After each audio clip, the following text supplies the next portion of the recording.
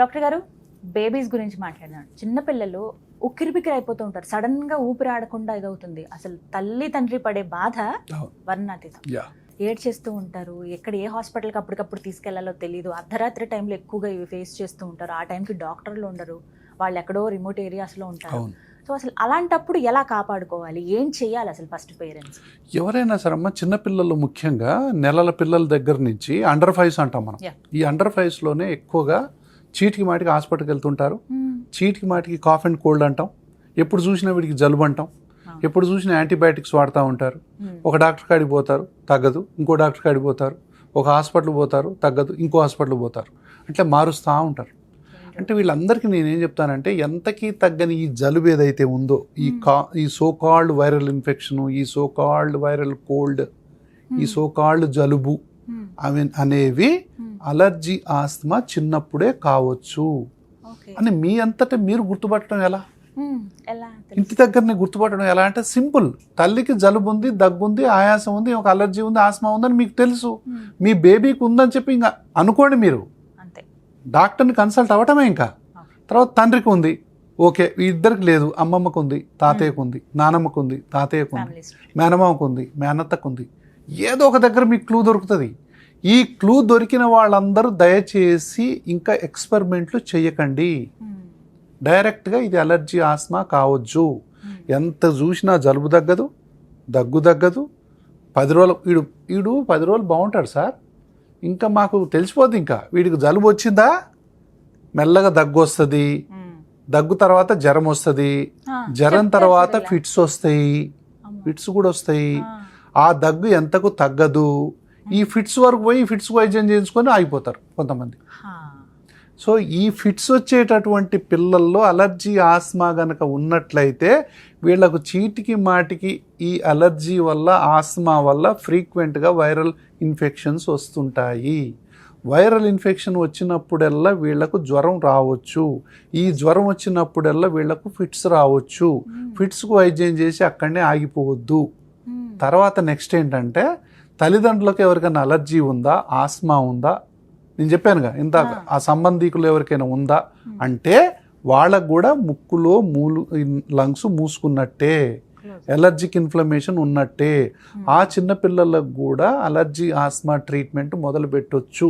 అది 2 నెలలు ఉన్నా, 3 నెలలు ఉన్నా, 2 సంవత్సరాలు ఉన్నా, 3 సంవత్సరాలు ఉన్నా.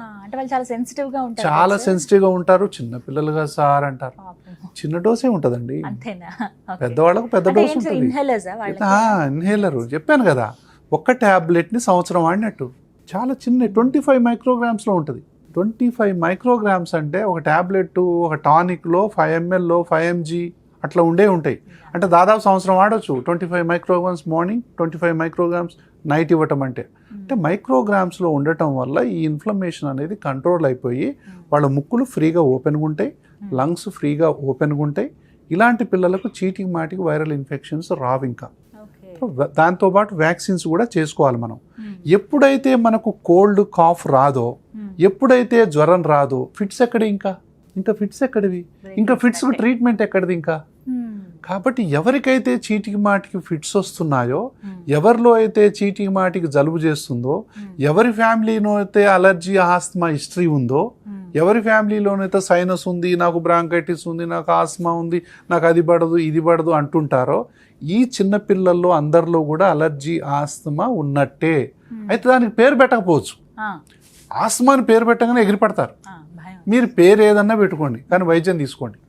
ఎంత ఏజ్ పిల్లలకి వరకు ఎక్కువగా ఉంటుంది సార్ గుర్తించవచ్చు? అసలు హైయెస్ట్ ఇన్సిడెన్స్ ఆఫ్ ఆస్తమా మనిషి లైఫ్లో 3వ సంవత్సరంలో ఎక్కువ ఉంటుంది. హైయెస్ట్ ఇన్సిడెన్స్, ఆస్మా ఇన్సిడెన్స్ 3వ సంవత్సరం ఎక్కువ ఉంటుంది.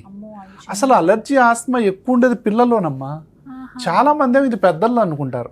అందుకే ఒక పిడియాట్రిషియన్గా, ఒక పిడియాట్రిక్ అలర్జిస్ట్గా ఈ చిన్నపిల్లల్లో ఈ ఆస్మా ఎట్లా మొదలవుతుందో చూసి దాన్నే పట్టుకొని ఇది స్కూల్ వయసులో ఎట్లా వెళ్తుంది, టీనేజ్లో ఎట్లా బాధ పెడుతుంది, ఇంకొంచెం 20 ఏళ్ళప్పుడు ఎట్లుంది, 30 ఏళ్ళ ఇలా ఇలా ఇలా ఇలా ఇలా ఇలా ఇలా పట్టుకుంటే వెళ్ళాను దాన్ని. కాబట్టి చిన్న పిల్లల్లో ఎప్పుడైతే మొదలు మనం అంటే మొక్కై వంగనిది మానై వంగదు కదా.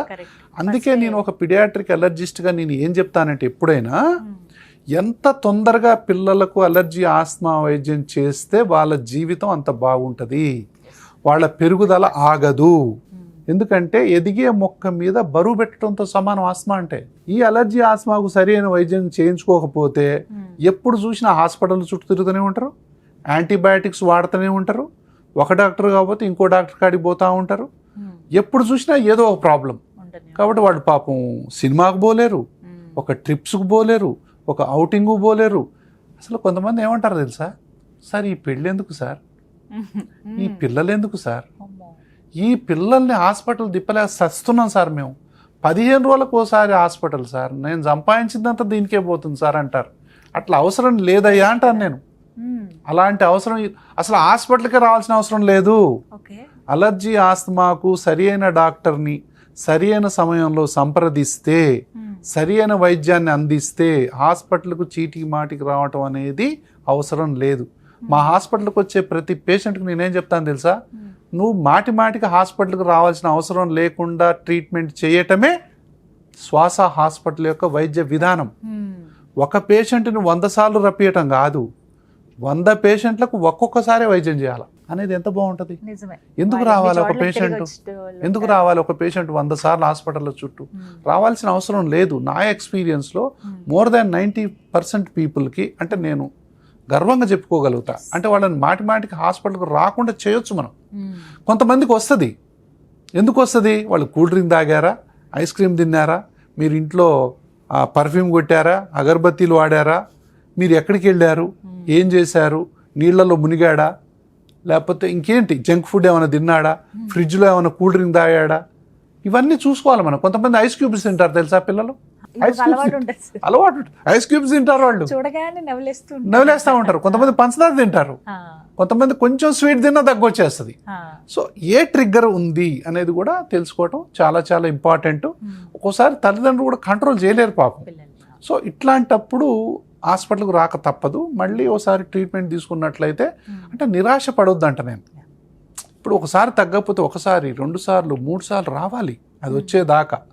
సో అప్పుడు ఖచ్చితంగా వాళ్ళకు మార్పు ఉంటుంది. ఓసారి మళ్ళీ వ్యాక్సిన్ చేస్తాం, ఓసారి ఇన్హేలర్ డోస్ మార్చాల్సిన పరిస్థితి, ఒకసారి ఇంట్లో వీళ్ళ ట్రిగ్గర్స్ ఏమున్నాయో మనకు తెలియదు. ఇంట్లో వీళ్ళకి ఏమున్నాయి మనకు తెలియదు.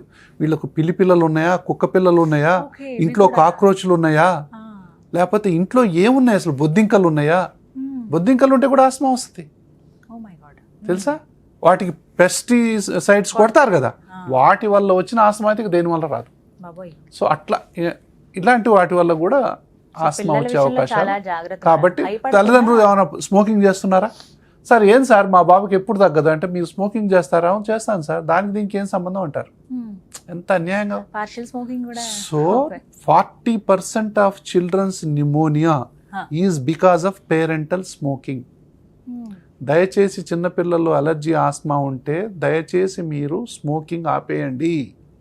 లేదు సార్ నేను బయట తాగుతాను సార్, ఇంట్లో తాగుతాను సార్ అని చెప్తారు. మీరు ముద్దు పెట్టుకునే హక్కు కూడా లేదంట నేను. ఎందుకంటే మీరు తాగిన తర్వాత దాని 24 hours కాదు, చాలాసేపు దాని పవర్ ఉంటుంది. ఆ స్మెల్ పడని వాళ్ళు ఉన్నారు, ఇది అనుభవించే వాళ్ళని అడిగితే చెప్తారు. స్మోకింగ్ చేసిన నోరుతోని ఆస్మా పేషెంట్ ఎదురుగా మాట్లాడితే ఆస్మా అటాక్ వచ్చేవాళ్ళు ఉంటారు. కాబట్టి దయచేసి వాళ్ళు చెప్తుంటారు, దయచేసి ఇప్పుడు భార్యకు ఉంటుందండి ఆస్మా, భర్త హస్బెండ్ మన స్మోకింగ్ చేస్తూ ఉంటాడు, ఈమెకు అది అది రాగానే పడదు, చెప్తే వినరు. కొంతమంది నాకు ఇది పడట్లేదమ్మా, అగరబత్తి పడట్లేదమ్మా అంటే వినరు, తిడుతుంటారు. అంటే వాళ్ళ మాట ఆలకించండి అంట నేను. దానికి ఆల్టర్నేట్ ఏంటో చూపించండి అంటాను నేను. అట్లా బ్లంట్గా మీరు దాన్ని చేయకండి. ఎందుకు అనుభవిస్తే తప్ప అర్థం కాని బాధ ఇది.